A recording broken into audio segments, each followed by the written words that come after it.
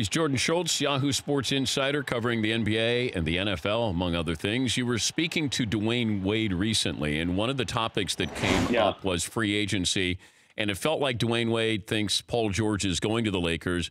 But the surprise of the conversation, I thought, was Kawhi Leonard to the Celtics? Yeah, that was really surprising, and I think his thought process was probably like ours, Dan, which is something is really wrong there. It's so toxic and severed there between front office and Kawhi Leonard that it might really be at the point of no return. And he said something that struck me, which was he's essentially heard Kawhi Leonard say two words. Like, for a great superstar caliber player who's entering his prime, Dan, do you recall a time where, A, the relationship with the front office was this bad, and B, where nobody really knows what the guy is thinking? Like, wouldn't it have behooved him to come out, Kawhi Leonard, and say everything's okay, or at least something, so we know where he's at? But he hasn't done that, and I think that's been probably the biggest surprise even for a guy like Dwayne Wade. Well, we also look at Kawhi Leonard, and we want him to sound and act and look like a leader. He was almost better in that supporting role. Oh, what a great story, Kawhi Leonard. He's one of the top 5 players in the NBA, two-way players.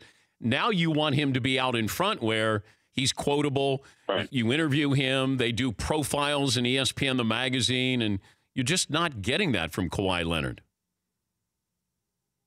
I don't understand for him why he can't come out and be that guy to a degree, because he's hurt himself. So, in my opinion, he's really hurt his value, the way that he's perceived.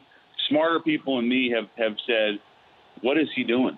I don't understand it, because we already knew he wasn't a great talker.